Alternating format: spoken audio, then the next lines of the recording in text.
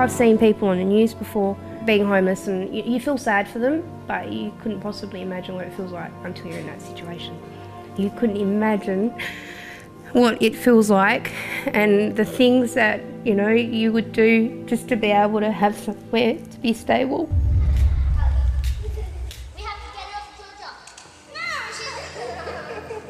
We've been homeless for about 10 weeks now. By homeless I mean like literally like moving from place to place. We spend a lot of nights in places that we normally wouldn't have, but we've been looking for a house a lot longer than that.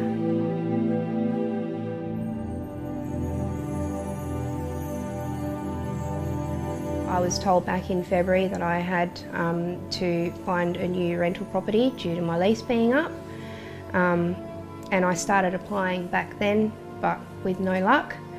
I found through communication with my property manager at the time that most people weren't even bothering to ring her. I think due to the fact that I've got 6 kids.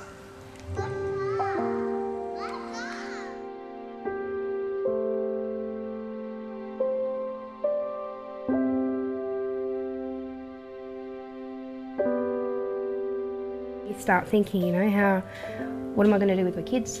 How are they going to cope? How am I going to cope? You start thinking, you know, are you going to fall apart? Because it's a huge thing to look at, you know. Not just having to worry about yourself, being a mum, having to worry about not just one in my case, but 6 other people, you know, and knowing that their stability is going to go out the window, it's horrible. Wouldn't wish it upon anybody.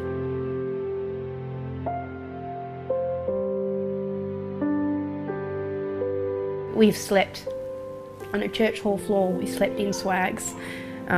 We've had to shower at the beach, you know, in the cold. I had my 2 older ones who refused to do that for modesty, being teens, you know. Eventually the will to want to be clean won out over modesty, and they sucked it up and they did it.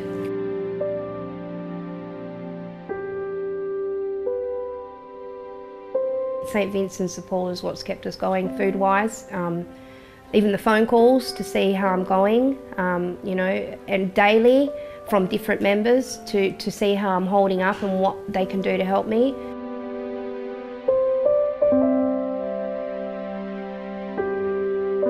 In all honesty, like, there's some mornings that I've gotten up and, like I said, like, I get up and I cry.